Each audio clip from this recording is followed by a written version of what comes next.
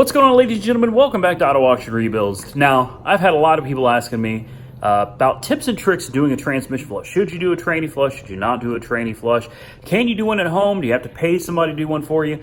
And you're going to see tons of opinions one way or another. So here's my personal opinion. Now, I've been doing this at home, many years since I started working on cars back in the 90s, okay, early 90s. And I'm here to tell you, if a transmission is on the way out, it's on the way out. Now, it is somewhat true that there's a lot of friction material in old, burned up fluid that could be the difference between the transmission slipping or not shifting at all and it shifting perfectly fine. So there are occasions where if the transmission fluid is just totally shot and burnt, it's probably best to leave it alone. But I've also noticed this. If you've got fluid that is that bad, if the transmission is already that bad, you should be experiencing shifting problems already. When you smash on the gas, I mean floor it. If it shifts fine through the gears, you don't have any issues, you might still be safe to change the fluid.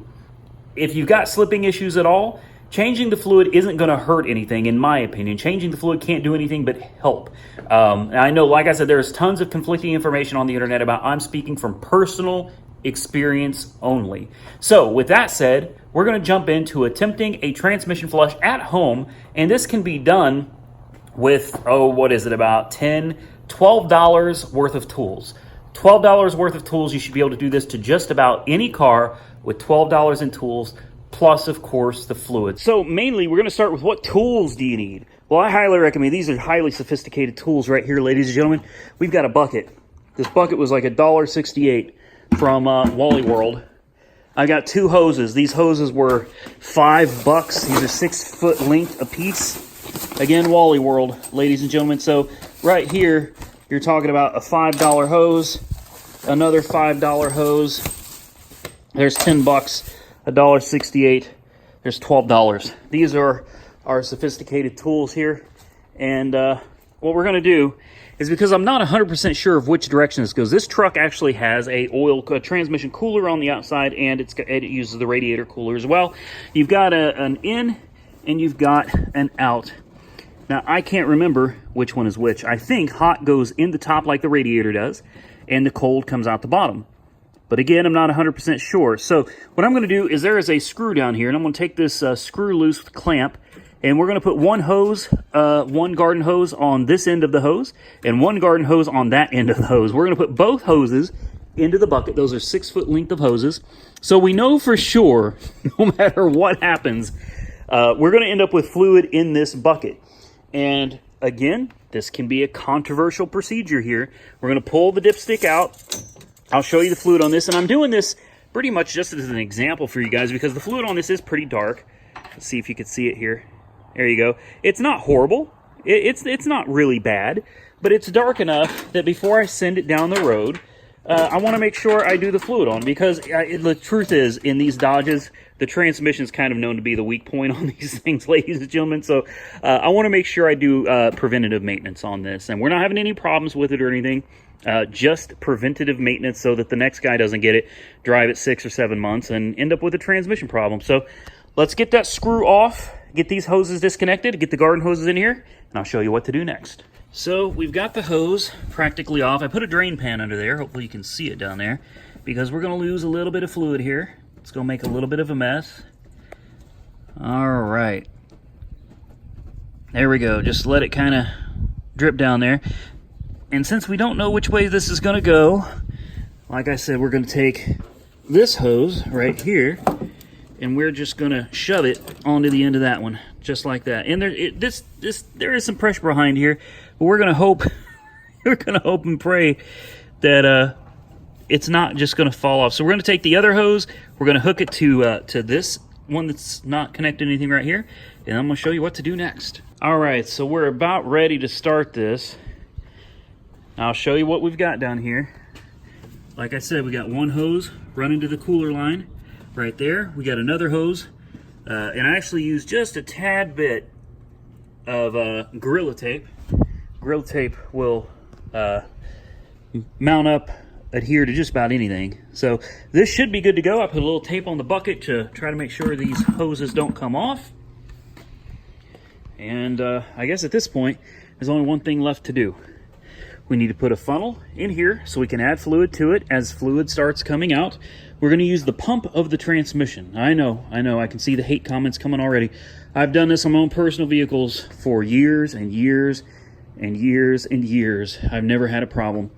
And this is a great way if you're going to change your filter, which I'm not doing that on this one, but if you're going to change your filter, let the pump all the fluid into this bucket first, and then go under there and take off your pan so you don't end up making a big mess everywhere. This is a great way to do a transmission service, and haters are going to hate. People not going to agree with me. That's fine, but I speak from experience. I've done this many times. We've also got a couple things of Lucas. I love Lucas. This is good stuff. I'm going to put some of that in there too because, again, these Dodges are notorious for having bad transmissions, and I want to do everything I can to make sure this transmission gives the new owner a long, happy life. So we're going to put a funnel in it. We're going to get the fluid ready, and then we're going to put the key in it. We're going to watch this stuff spit out whatever's inside that transmission right now. All right, so we've got it started up, and it's pouring a little bit, but not too much. It looks like we really got to give it some gas to... there we go.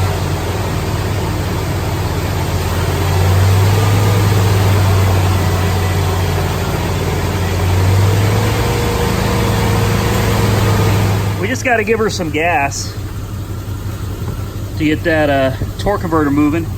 And as you can see, here's what it looks like, man. I told you the fluid was looking pretty toasty. I wasn't kidding. So we're going to just keep this up. I'm going to keep giving it gas until it stops spitting out fluid. And then we'll put some fresh fluid in it. I've got 7 quarts of fully synthetic Valvoline ATF Plus 4, which is what this truck calls for. And I've got 2 jugs of my Lucas transmission fix. We're going to keep doing this, and we'll start putting some fluid in it. All right, next I put a few quarts back in it now that we've got everything out of here that I could get out of it, the nasty. I moved the hoses. I'm going to give it some gas again, and hopefully we'll start seeing some pink fluid coming out of there. Let's give it a shot.